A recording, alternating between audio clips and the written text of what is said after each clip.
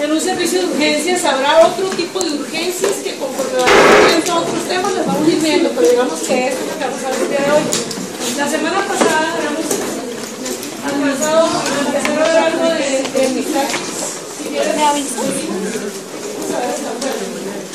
resulta que las causas de un sangrado nasal pueden ser varias, pueden ser causas sistémicas o causas locales de la Las causas locales pueden ser desde una seca, es decir, exceso de ejercicio, cambios de la exposición a clima muy seco, trauma digital, hasta tumores. Sí, es decir, la presentación de esa epistaxis cuando miráis nos orientará sobre lo que puede estar ocurriendo con el paciente.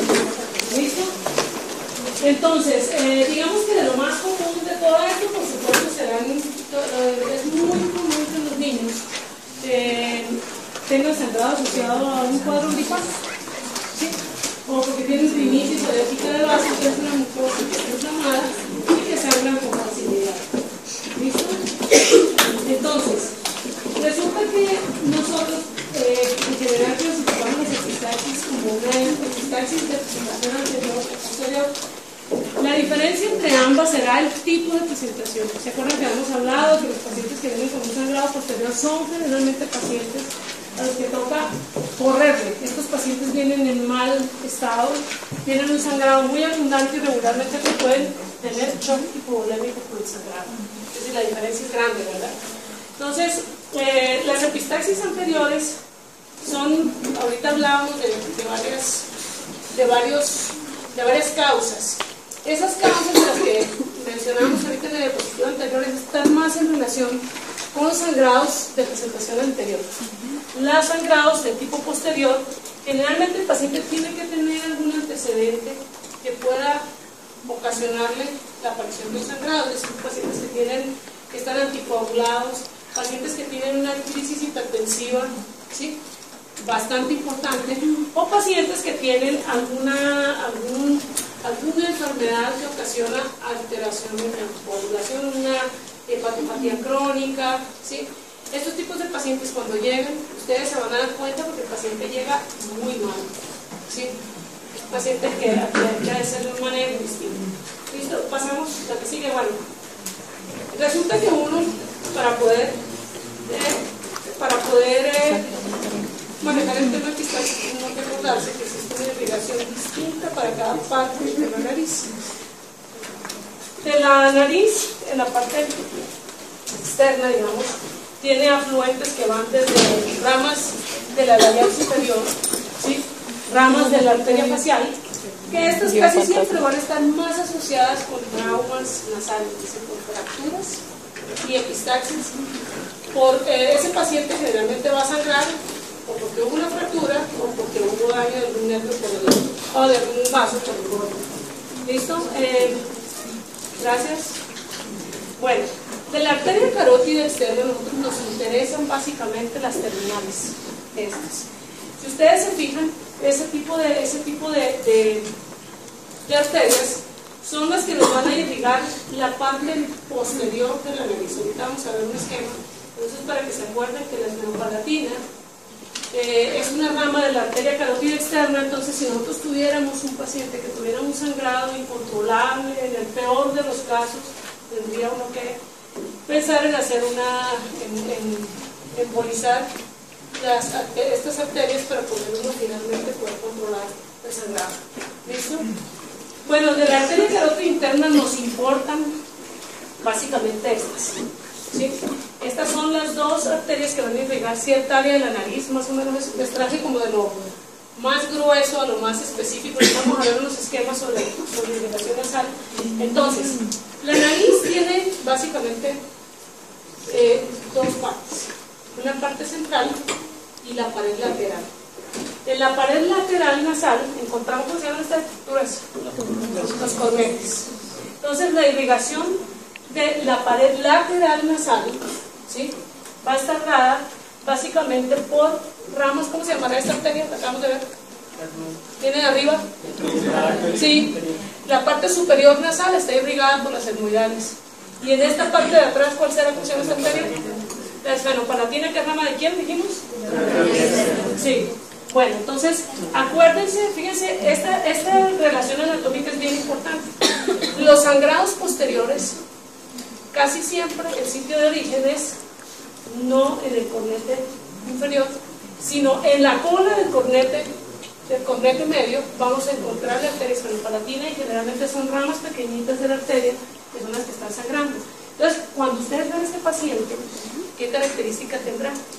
Que tú revisas la nariz y no ves ningún sitio de sangrado, ¿sí? Pero ves los coágulos por la orofaringe. Fíjense la relación que tiene con la orofaringe. ¿Listo? Bueno, la que sigue. Bueno, entonces, esto es básicamente repitiendo lo mismo para recordarles que el sitio de distancia más común es lo que estamos viendo ahorita. ¿Listo? Y que cuando uno encuentra sitios de sangrado en la parte superior, el origen será de ramas de las extremidades. ¿Listo? Bueno, ya hablamos de las paredes laterales de los cornetes. La región central de la nariz encontramos nosotros nuestro septum, en su parte cartilaginosa y en su parte ósea. Resulta que el septum está ricamente irrigado y existe una confluencia de arterias en la zona más anterior de la nariz que se llama plexo de Kieselbach. El plexo de Kieselbach es un complejo, ¿sí?, de arterias que, si ustedes ven, tiene de todas las arterias tiene ramas finales, pero principalmente yo quiero que no se les olvide esta arteria. De los chicos que están rotando conmigo, ¿cuántos sangrados han visto de la arteria labial superior? Son la mayoría, ¿verdad? La mayoría, digamos que de todas estas arterias que digan, hay una arteria que especialmente la ubican ustedes. Cuando hacen una rinoscopia, existe una parte de la nariz donde están todos los pelitos, los folículos pilosos, que eso es piel, ¿sí? Y existe una transición donde ustedes ven que cambia el color y se convierte en mucosa. Exactamente en esa transición del piso de la nariz hacia arriba viene esta arteria, ¿sí?, que este es, digamos, el sitio más común de sangrado. Pero digamos que de todos los, entonces, arterias, el sangrado anterior, plexo de Kieselbach, ¿sí?, pero especialmente de este vasito. ¿Listo? Bueno, entonces, ¿qué tienen ustedes que hacer ante un paciente que tiene un sangrado de nariz? ¿Sabes qué? Creo que ese hipervínculo no funciona. Ayer hice unos cambios de esa presentación y no me los tomó. Entonces, ese creo que no funciona. Resulta que ustedes lo primero que tienen que hacer cuando tienen un paciente con un sangrado de nariz es calmarse. Ustedes como paciente, ustedes como médico, y calmar a su paciente. El sangrado es un sangrado que generalmente le causa demasiada angustia al paciente y a ustedes también, para estar en urgencias. Entonces, lo primero que tienen que hacer es no hay afán, a menos que tenga un paciente que está con hipovolemia, pues ese sí hay que correrle, ¿sí? Pero en general, cuando el paciente llegue, por más aparatoso que sea un sangrado, si el paciente viene en buenas condiciones, lo que ustedes tienen que hacer es poner al paciente que se haga presión. Pero existen muchos mitos respecto al sangrado. Ustedes ven a los pacientes que están 3 horas así. Sí, no, es que yo tengo que dejar que me escurra esa sangre porque es que si no se me daña una arteria cerebral. Eso no es verdad. Es decir, existen tantas cosas que se hacen que no son ciertas. Lo que ustedes tienen que hacer como médico es poner al paciente a que se haga presión sobre la parte blanca de la nariz, y si el sangrado es anterior, con seguridad el 90% dejarán de sangrar con hacerse presión. Ustedes, cuando ya hacen esa presión, ya han ubicado el sitio de sangrado, pues lo siguiente que tienen que hacer es hacer vasoconstricción, colocar mechas con vasoconstrictores, ¿no? ¿Sí? Colocar mechas con vasoconstrictores para que ese vasoconstrictor les permita a ustedes ubicar el sitio de sangrado. Es decir, lo ideal en un paciente con un sangrado no es de buenas a primeras llegar e intentar a poner un tapón. Lo primero que tienen que hacer ustedes es saber de dónde está sangrando, ¿sí? Entonces, una vez que le colocan, hacen que el paciente se suene, uno dice, bueno, si el paciente está sangrando, ¿cómo así que lo va a poner en el suelo? Ustedes tienen que saber. Entonces, lo primero que tienen que hacer es sacar todos los coágulos que tiene el paciente y ahí sí ubicar el sitio de sangrado, ¿sí? Le colocas un poco de vasoconstrictor y si tienes a la mano, pues puedes utilizar, si es un punto pequeñito, colocar un nitrato de plata. Esa es una cauterización, es una quemadura que uno hace con el nitrato de plata, y lo que hace realmente es para momentáneamente, porque forma una capa, pero a largo plazo lo que hace es formar una fibrosis sobre el vaso que evita que en ese sitio vuelva a sangrar. ¿Listo? Bueno, resulta que ustedes van a ver 10,000. Les estaba comentando yo que ayer me puse en internet y que les voy a subir un video chévere sobre epistaxis, pero resulta que todos los videos que ustedes se meten, todos vienen de Estados Unidos, entonces son los mega materiales para atender epistaxis, y ustedes llegan aquí y resulta que uno no tiene nada de lo que decía. Iban a decir, ¿dónde voy a conseguir esa sonda tan maravillosa que se veía ahí? Entonces resulta que ustedes, con materiales comunes y corrientes que ustedes tienen en urgencias, pueden tranquilamente parar un sangrado de la forma más sencilla, de la forma menos dolorosa para el paciente y más fácil para ti como paciente, como médico. Si ustedes van a dejar cualquier cosa en la nariz, es importantísimo que no se les olvide que hay que dejarlo fijo, no se confíen, así sea merocel. Yo hace 3 años supe del caso de un otorrino al que taponó un paciente, dejó el tapón sin una referencia, el paciente estornudó, el tapón se fue a Karina y el paciente paciente. ¿Sí? Entonces, por eso es muy importante que ustedes lo que vayan a dejar en nariz siempre tienen que dejarlo referenciado y fijo. ¿Listo? Quiero comentarles que con cosas tan sencillas como mechas nasales, un guante, su equipo de taponamiento y una sutura, es suficiente para que ustedes hagan un buen tapón muy sencillo. Lo que ustedes hacen es cortan el dedo, ponen una mecha del tamaño de la nariz, si es un hombre casi siempre con 4 o 5 vueltas de la mecha, si es una mujer con 4 a 3, depende del tamaño de la nariz. Un niño con 2 vueltecitas es suficiente.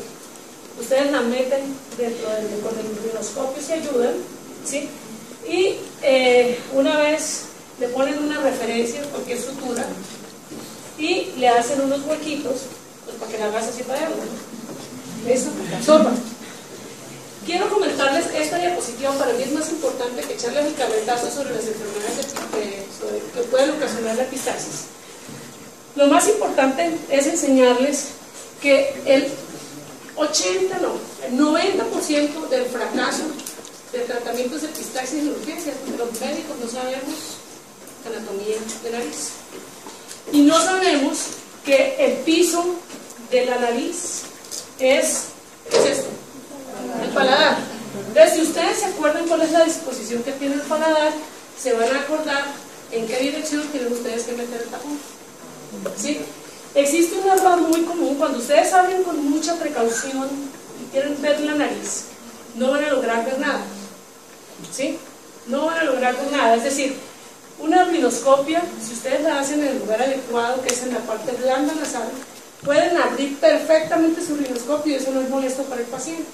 Sin embargo, si ustedes meten demasiado el rhinoscopio, entran a la zona rígida nasal y es súper dolorosa la exploración.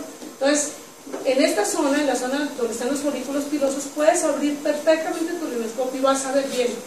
¿Listo? Bueno, resulta que el error más común cuando se pone un tapón es porque se direcciona así.